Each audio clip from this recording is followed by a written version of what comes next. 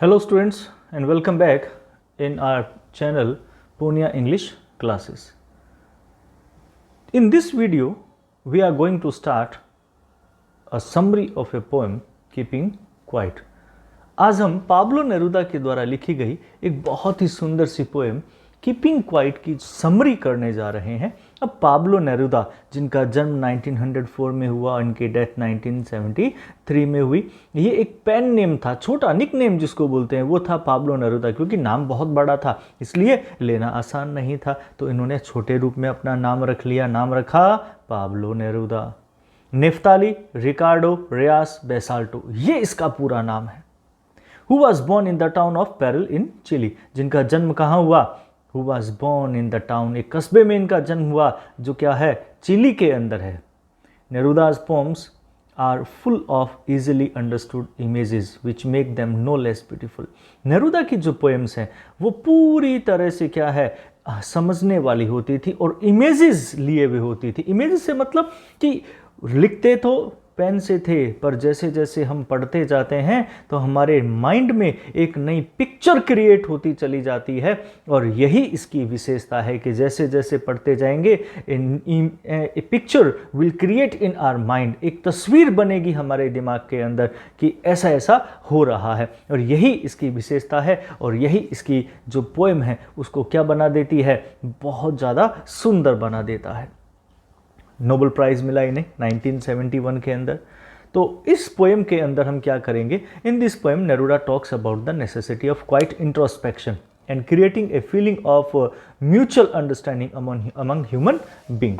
कि यहाँ पर इस पोएम के अंदर जो से हम थीम भी कहेंगे, एक्चुअली ये क्वेश्चन पूछा जाता है कि what is the theme of the poem. So these lines are the theme of the poem. क्या है ये, पोएम की थीम है। यहाँ से लेकर के अगर क्वेश्चन आपके आ जाए what is the theme of the poem, तो यहाँ से लेकर के आप यहाँ तक लिख सकते हो this is the theme of the poem and this is the answer of your question, what is the theme of the poem.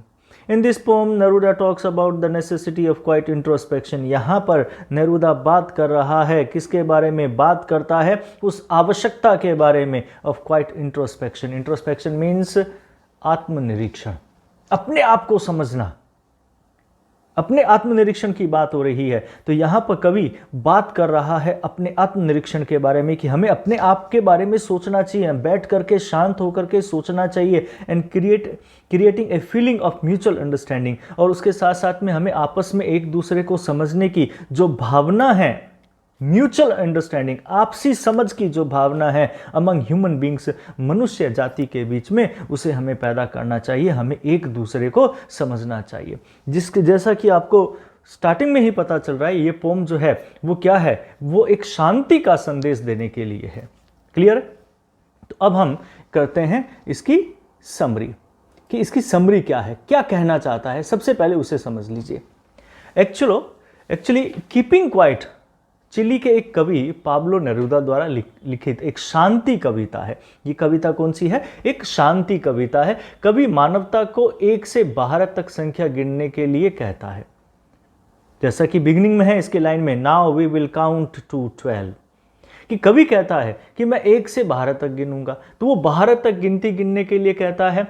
ठीक है, 12 एक घड़ी में दिखाए गए घंटों की संख्या से ले लीजिए या राशि चिन्हों की संख्या है। वह सभी से अनुरोध करता है कि वे न बोलें, क्योंकि भाषा लोगों के बीच में क्या करती है, अवरोध पैदा करती है। जब लोग बोलेंगे तो आपस में मिसअंडरस्टैंडिंग होगी, कन्फ्लिक्ट पैदा होंगे। तो कवि कहता है कि बोलो ही मत, चुपचाप रहो थोड़ी देर के लिए। जिस क्षण हर कोई अपने शरीर को हिलाना बंद कर देगा और वह बहुत ही खास और अलग समय होगा, क्योंकि हमने पहले कभी ऐसा अनुभव किया ही नहीं है।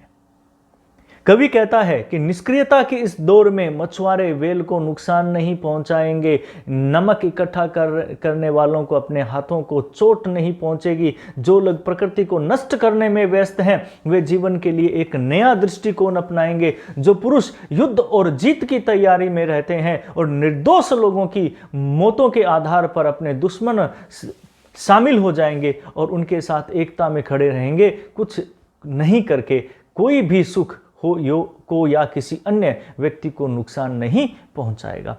यानी कि यहाँ पे क्या कहता है कवि,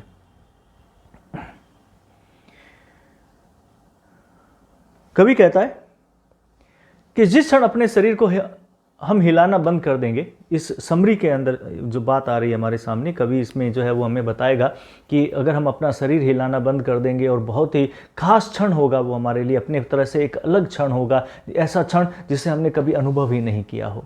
उस समय जो वेल को नुकसान पहुंचाने वाले मछुआरे वेल को नुकसान नहीं पहुंचाएंगे, नमक के अंदर काम करने वाले जो समुद्री क्षेत्रों में नमक इकट्ठा करते हैं उनमें काम करने वाले व्यक्ति जो है वो अपनी चोट को सही कर पाएंगे और उन्हें चोट नहीं पहुंचेगी। जो प्रकृति को नष्ट करने वाले लोग हैं, जो हमेशा युद्ध में व्यस्त रहते हैं, उनका अपना एक नया दृष्टिकोण है, वो दृष्टिकोण उनका खत्म होगा। शांति के वो साधक बनेंगे अगर वो एक कुछ समय के लिए शांत रहेंगे और अपना आत्मनिरीक्षण करेंगे। निर्दोष लोगों की मौत उस समय नहीं होगी, क्योंकि वो बहुत मौतें हम पहले देख चुके हैं। एक्चुअली पाब्लो नेरुदा यहां पर हमें एक समय, उस समय के बारे में भी बताएगा कि जब विश्व युद्ध यानी कि वर्ल्ड वॉर हुआ था, और during that world war we lost so many human beings, हमने बहुत सारी मनुष्यों को खो दिया था।